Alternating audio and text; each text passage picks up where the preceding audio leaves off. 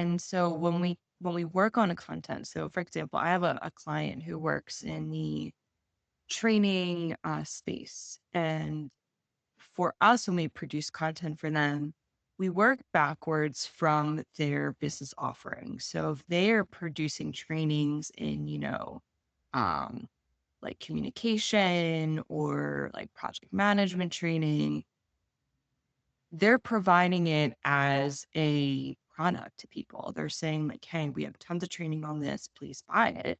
And so we use our content to support that. And so I really try to keep my content strategies aligned with what the business goal is, because it doesn't help my client if we're writing about just random kind of semi-related things. Like it just becomes noise.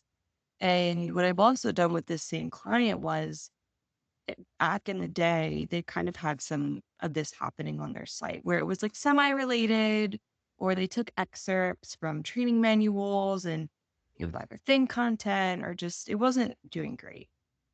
And I had put together a slide for them that said, like, here's the total amount of articles you have on your site.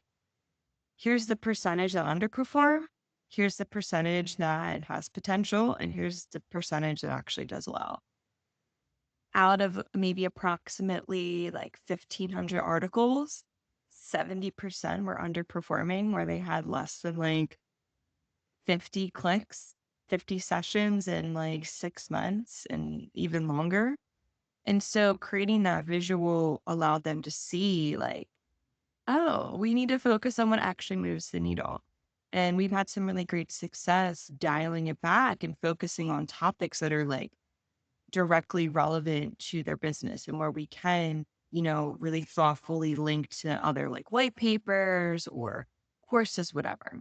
So all that to say, for us, really focusing on the business's like topical authority, that's always going to be your best